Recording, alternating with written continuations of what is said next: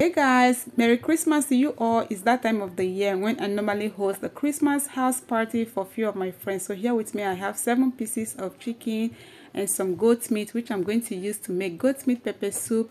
And then the beef will be for my banga soup, aka ofe aku, guys. And the chicken will be for fried rice and some fried chicken. So I'll just take off all this wrap away from the meat and chicken, place the chicken in a bowl, add water to it, and then allow that to defrost on its own, which is going to be easier for me, of course, to slice. Yeah, so when I move to the next, which is to slice and cut the goat meat into smaller sections for easier cooking and chewing, of course. Yeah, add water to it, and I'll just go ahead wash this very well. Okay, I'll make sure it's very clean. Yeah, so I'll repeat the washing twice before transferring the meat into a bigger pot.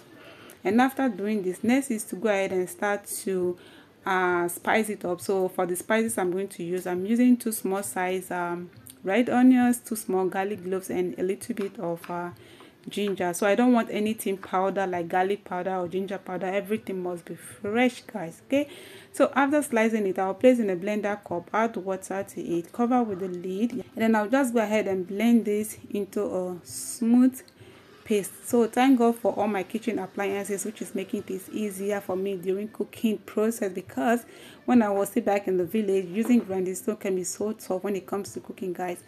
So yes, after grinding it, I will just pour it into the meat and then rinse the cup, add it to it, because there is no time for wasting anything. Okay, so next in line is going to be the seasoning cube. Because the meats are much, I'm adding 2 seasoning cube. Of course, I'm using chicken seasoning cube. Okay, so next I'll be adding some peppercorn, which is the combination of white, black, and red pepper. You can use black pepper if you have. So add a little bit of chili powder if you want to use this recipe to make your pepper soup as well. Okay, don't add too much pepper. Yeah, so this is my salt. I'm just following my instinct, adding salt to it without measuring it. And again, I'm going to add lemongrass, which is very healthy for the body, and the aroma is amazing, guys. Okay, I'll add that to it, and then add enough crayfish. Okay, so this is smoked crayfish. Yeah, add it to it, and this is one of my spices I'm going to use. This is calabash nutmeg. I will just roast it.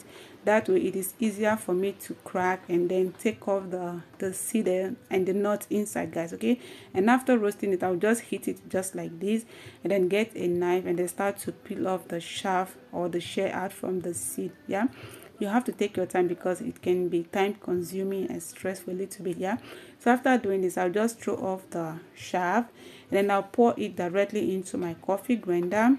And then the next ingredient is going to be my aroma, guys. Okay, I'll add the aroma to it and a little bit of cloves. Yeah, okay, clove is very healthy for the body as well. I'll add that quantity, and again, this is my negro pepper. So I'm going to blend both spices for the banga soup and then for the pepper soup as well. So these are the few spices I have which I'm using. Feel free to add more if you want to add more for your own cooking. Okay, so after grinding it, I'll pour it into the little bowl.